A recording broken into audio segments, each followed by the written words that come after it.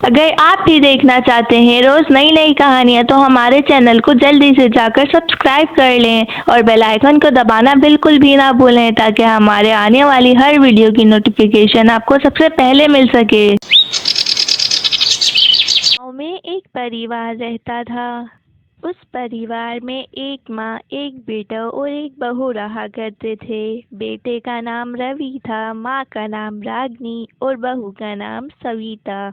रवि खेती बाड़ी का काम करता था। जब वो काम पर जा रहा होता है तो उसकी माँ उससे कहती है, बेटा आज मेरी दवाई ख़त्म हो गई है, तू सेठ जी से कुछ पैसे उधार ले ले ताकि मेरी दवाई आ सके। जी माँ, आप चिंता न करो, मैं दवाई लेकर आ जाऊंगा आज। रवि काम पर चला जाता है और रागिनी सविता के कमरे में आती है और कहती है, चलो बेटा उठ जाओ, अब इतनी सुबह हो गई है और कितना सोओगी, उठो चलो घर का काम कर लो।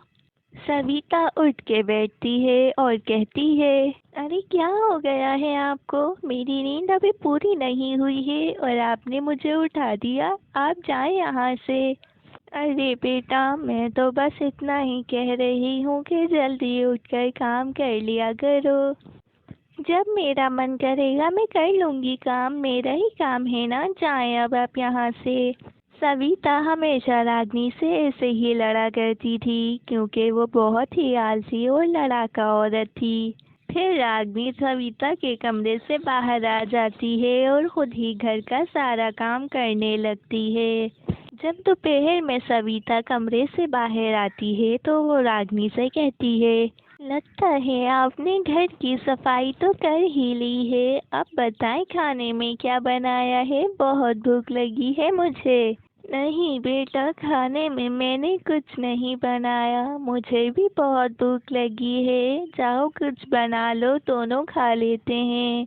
क्या आप मुझसे काम करने का कह रही हैं? मैं कोई काम नहीं करूँगी, आपने मुझे क्या समझ के रखा है? जाएं खाना बनाए, मुझे बहुत भूख लगी है। आने दो आज रवि को, मैं खुद उससे बात कर लूँगी। हाँ हाँ, जिससे बात करनी है कर लें, मुझे कोई फर्क नहीं पड़ता।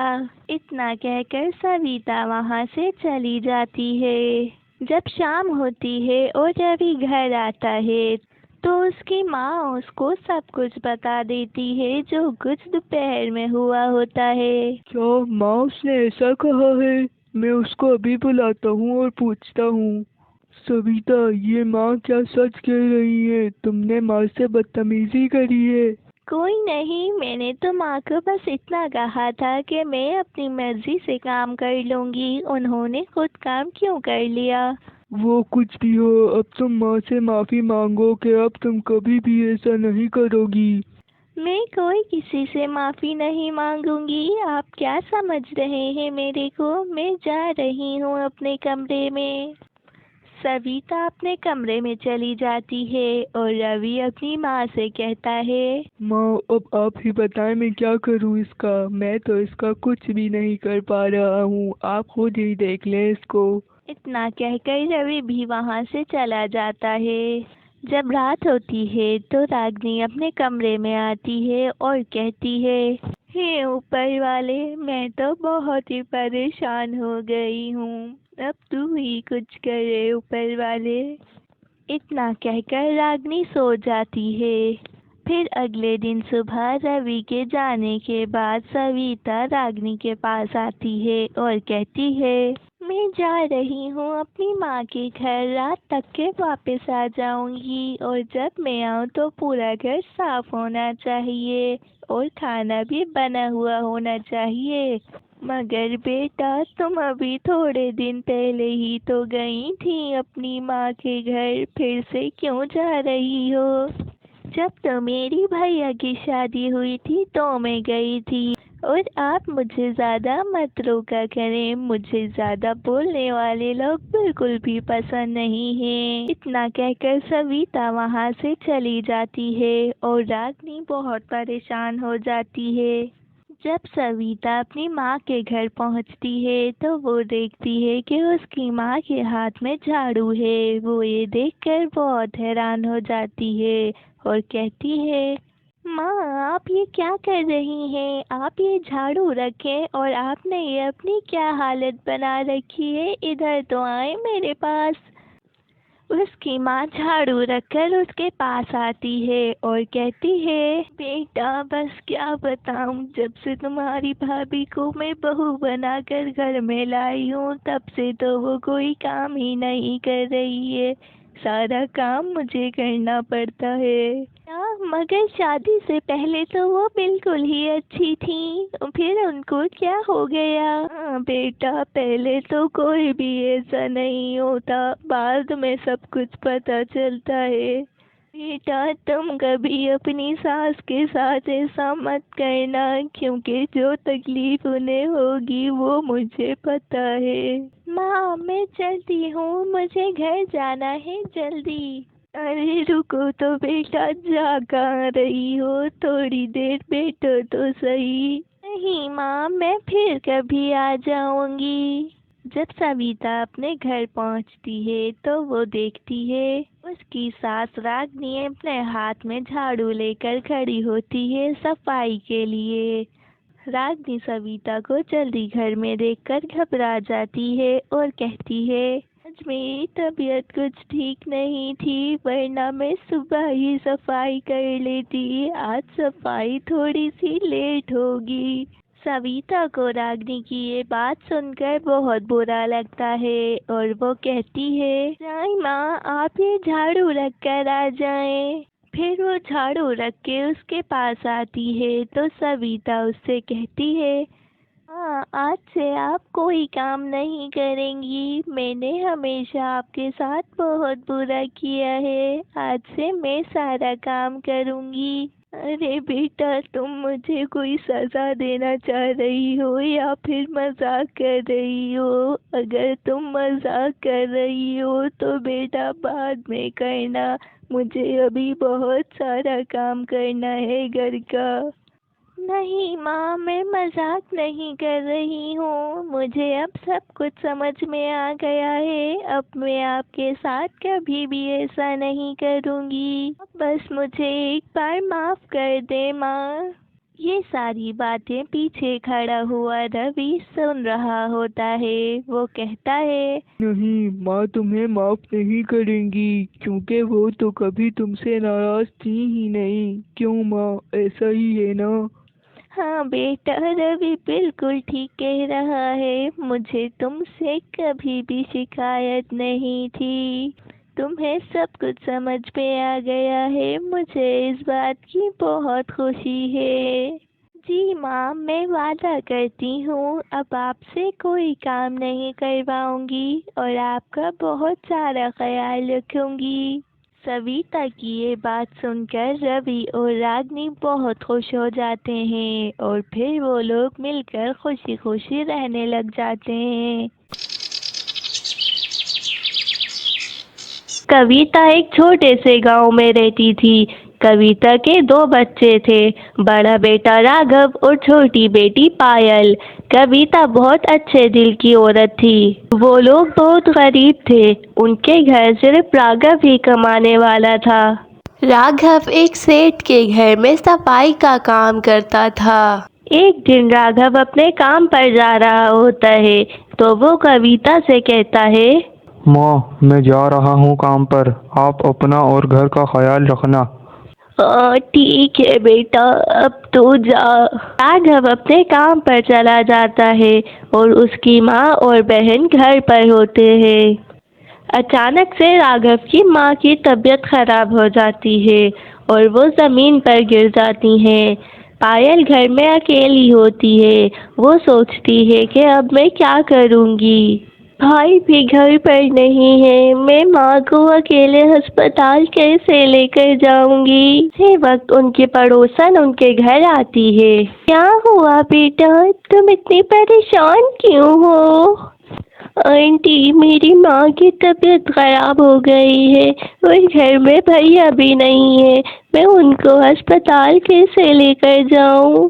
कोई बात नहीं बेटा, मैं तुम्हारे साथ चली जाती हूँ। वो दोनों मिलकर कविता को हॉस्पिटल लेकर जाती हैं। उन लोगों को हॉस्पिटल में बहुत ज़्यादा समय लग जाता है। वो लोग कविता को लेकर घर वापस आ जाते हैं। जब पायल उस औरत को दरवाजे तक छोड़ने आती है तो राघव भी घर आ जाता है। राघव उस औरत को अपने घर में देखकर कहता है, अरे आंटी, आप इस समय हमारे घर पे? क्या हुआ, कोई परेशानी है क्या? हाँ बेटा, सब कुछ ठीक है। मुझे घर जाने में देरी हो रही है।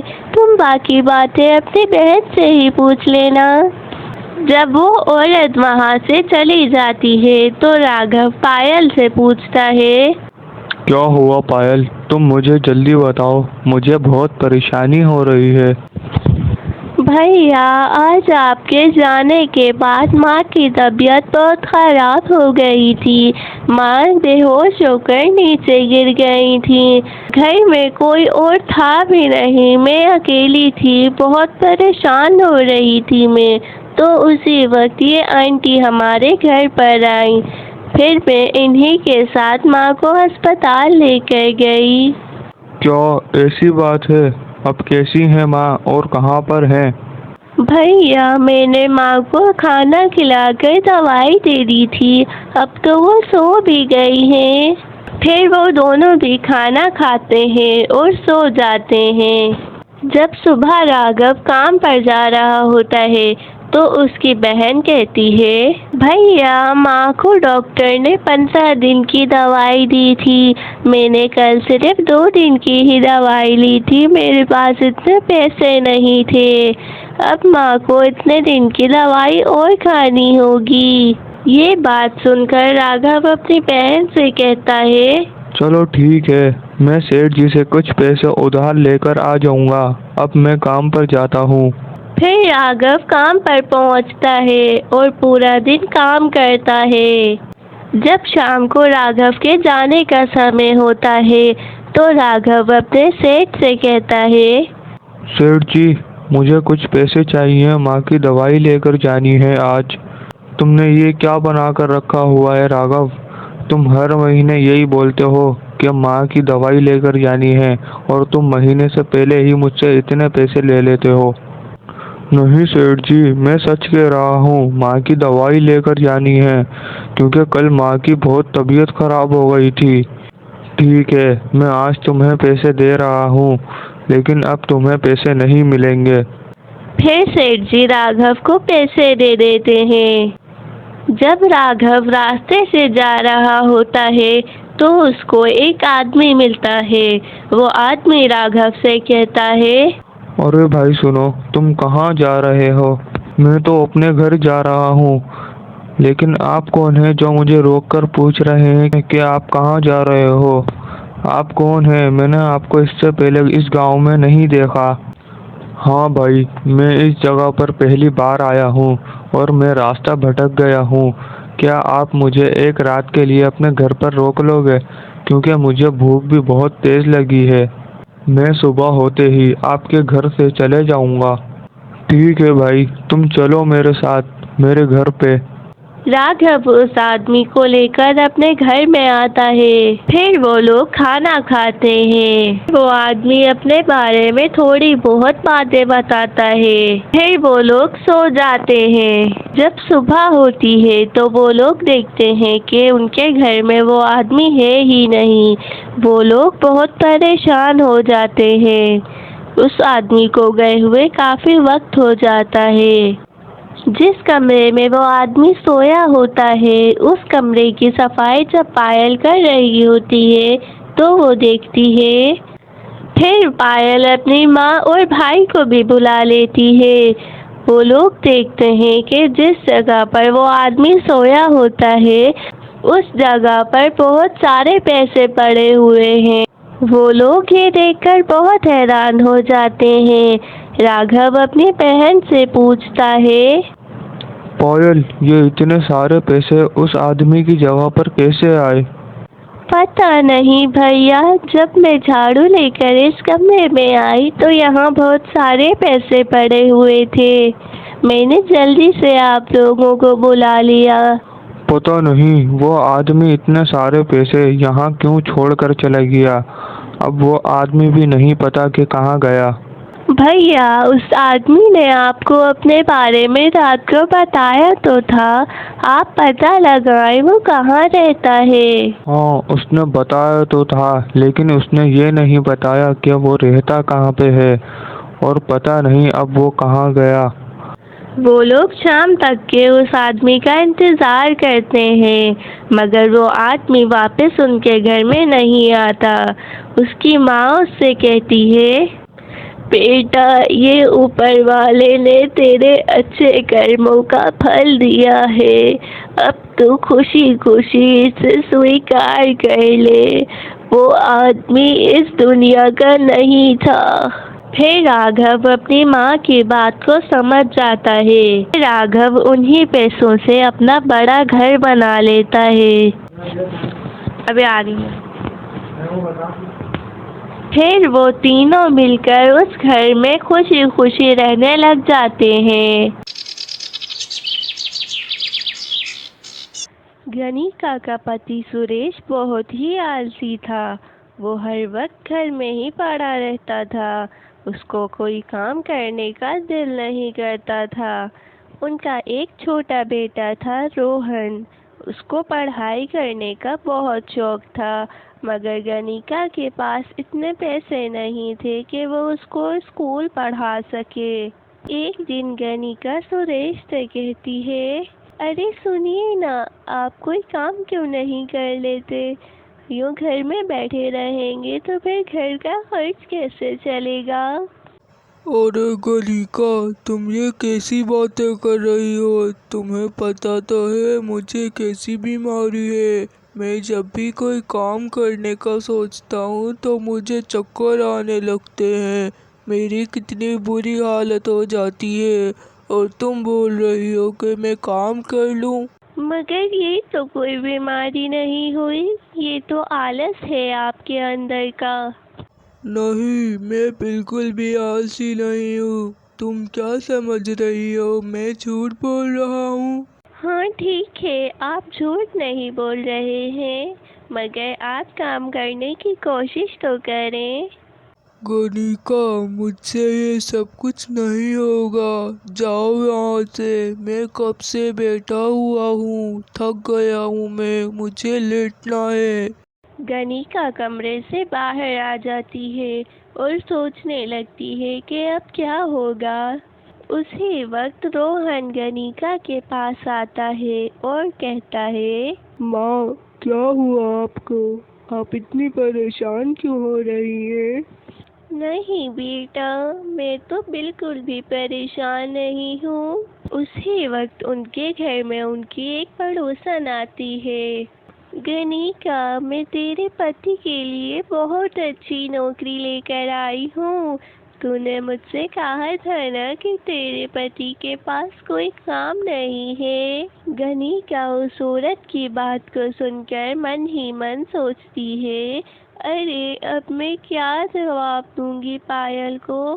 सुरेश ने तो मना कर दिया है काम करने का। गणिका तो किन सोचों में चली गई? सुन तो ले जरा के काम क्या है। हाँ पायल, तू बता क्या काम है? अरे हमारे गांव के जो मुखिया हैं उनके घर सुरेश को नौकर का काम करना है, और मुखिया जी उसको रोज के 500 रुपए देंगे। गणिका जैसे ही 500 रुपए सुनती है तो वो सोचती है कि शायद ज़्यादा पैसे सुनकर सुरेश मुखिया जी के घर काम कर ले। फिर वो पायल से कहती है, हाँ ठीक है पायल, तो बोल दे मुखिया जी से, सुरेश कल से ही काम पर चले जाएंगे। ठीक है, फिर कल सुबह 8 बजे तो उसको मुखिया जी के घर में भेज दियो। ये कहकर पायल वहाँ से चली जाती है। गणिका सुरेश के पास आती है और सुरेश से कहती है, सुनिए ना, अगर आपको रोज के 500 रुपए मिलेंगे तो फिर आपको कैसा लगेगा? अरे वाह, फिर तो बहुत ही अच्छा हो जाएगा। मुझे तो कभी भी काम करने की ज़रूरत ही नहीं पड़ेगी। तुम बताओ मुझे कहाँ मिलेंगे मुखिया जी के घर में मिलेंगे 500 रुपये रोज। ठीक है, फिर मैं आज से ही पैसे लेना शुरू कर देता हूँ। मैं चला जाता हूँ मुखिया जी के घर। अरे रुकिए, मेरी बात तो सुने। अभी आपको कहीं नहीं जाना। आपको कल सुबह जाना है मुखिया जी के घर और वहाँ सारा दिन नौकर का काम करना है और फिर रात को आपके पास 500 रुपये आ जाएंगे। क्या गनिका, ये क्या बोल रही हो? हाँ, अभी थोड़ी देर पहले ही पायल आई थी, वही इस नौकरी के बारे में बता कर गई है। नहीं गनिका, मैं कोई काम नहीं करूँगा मुखिया जी के घर। मगर आप उनके घर एक बार जाकर तो देखें।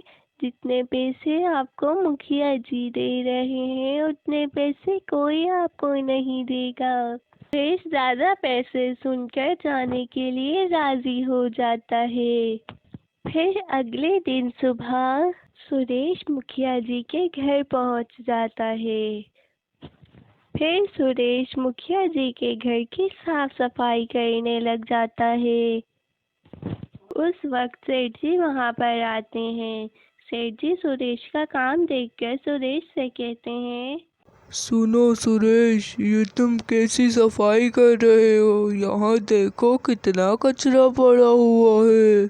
नहीं सेठ जी, मैंने बहुत अच्छे से सफाई करी है। आपको घर गंदा क्यों लग रहा है? नहीं सुरेश, तुमने सही से सफाई नहीं करी है। नहीं सेठ जी, मैं बहुत देर से यहाँ पर सफाई कर रहा हूँ। ये सफाई बहुत अच्छी हुई है।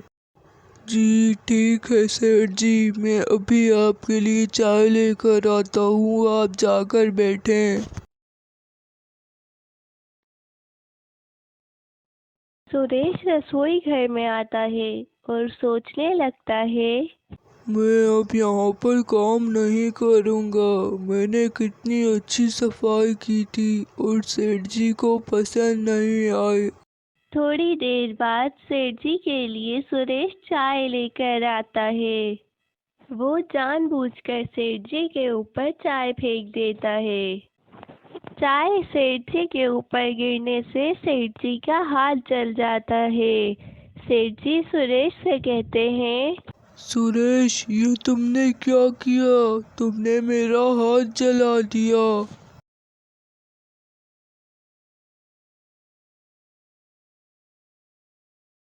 नहीं नहीं सेठ जी, मैं आपको चाय दे रहा था, वो गलती से आपके ऊपर गिर गई।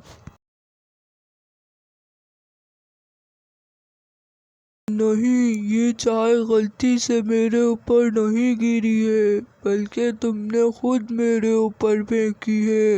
निकल जाओ मेरे घर से। सुरेश सेठ जी को कुछ नहीं कहता है और वहां से चला जाता है, क्योंकि उसको तो वैसे भी वहां पर काम नहीं करना था। सुरेश रास्ते से जा रहा होता है तो वो खुद से कहता है, अरे वाह, मेरा दिमाग तो कितना अच्छा है। जैसा मैंने सोचा था वैसा ही हो गया। मैंने सेठ जी के ऊपर चाय फेंकी, उन्होंने मुझे काम से निकाल दिया। कितना अच्छा हो गया है ये। सुरेश अपने घर में पहुंचता है। रोहन सुरेश को इतनी जल्दी घर में देखकर गनिका को बुलाता है। गनिका सुरेश से पूछती है, क्या हुआ, सब कुछ ठीक तो है ना? आपको तो रात में आना था ना घर वापस पैसे लेकर। अरे गनिका, सेठ जी ने अपने ऊपर चाय फेंक ली और मुझ पे इल्जाम लगाकर मुझे काम से निकाल दिया। क्या? मगर सेठ जी ने आपके साथ ऐसा क्यों किया? आपको नौकरी से क्यों निकाल दिया? शायद उन्होंने इसलिए निकाल दिया ताकि मुझे पैसे देने न पड़े। अगर उनको ऐसा ही करना था तो आपको बुलाया ही क्यों था? मैं बहुत थक गया हूँ, मैं थोड़ा सा आराम कर लेता हूँ जाकर। ठीक है, आप अंदर जाकर आराम करें। सुरेश गणिका को पागल बनाकर आराम करने के लिए चला जाता है। ओहो, ये क्या हो गया है? अब तो मुझे ही कुछ करना पड़ेगा, मगर मैं क्या कर सकती हूँ? वो ये सोच ही रही होती है तो रोहन उससे कहता है, माँ, मुझे बहुत तेज भूख लगी है, आपने खाना क्या बनाया है? बेटा मैंने राजमा चावल बनाए हैं, तू बैठ, मैं तेरे लिए लेकर आती हूँ। गनिका रोहन को खाना देती है। उसी वक्त रोहन के दो दोस्त उसको बुलाने आते हैं। अरे चल रोहन, खेलने चलते हैं। हाँ बेटा, रोहन अभी खाना खत्म कर ले फिर तुम्हारे साथ आएगा। तुम लोग भी बैठो, मैं तुम्हारे लिए भी खाना लेकर आती हूँ। गनिका उन दोनों बच्चों को भी खाना देती है। जब वो बच्चे खाना खा लेते हैं तो वो गनिका से कहते हैं, वाह आंटी, आपने कितने मज़े के राजमा चावल बनाए थे। मेरी मम्मी कभी भी इतने अच्छे राजमा चावल नहीं बनाती। हाँ आंटी, हम तो कहते हैं कि आप राजमा चावल की दुकान खोल लें। हम सब आपकी दुकान पर रोज राजमा चावल खाने आएंगे। चल रोहन, अब हम खेलने चलते हैं।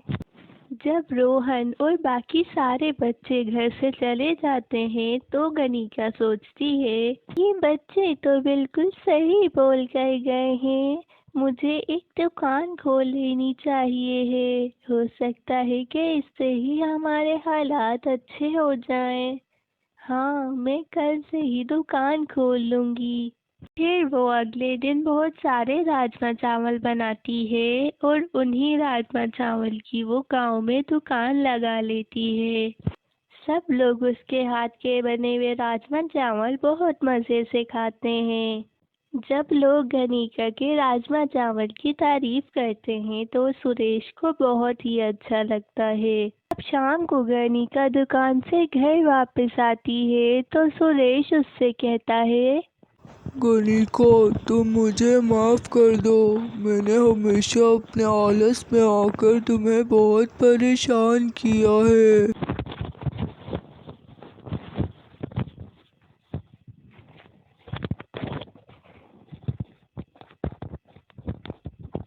आप मुझसे माफ़ी क्यों मांग रहे हैं?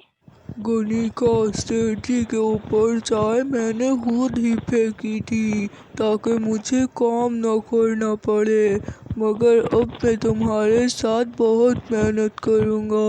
हम दोनों मिलकर रोहन को स्कूल भी पढ़ाएंगे। फिर वो दोनों मिलकर दुकान पर काम करते हैं। वो लोग रोहन को भी स्कूल लगा देते हैं और खुशी खुशी रहने लग जाते हैं। अगर आप भी देखना चाहते हैं रोज नई नई कहानियाँ तो हमारे चैनल को जल्दी से जाकर सब्सक्राइब कर लें और बेल आइकन को दबाना बिल्कुल भी ना भूलें ताकि हमारे आने वाली हर वीडियो की नोटिफिकेशन आपको सबसे पहले मिल सके।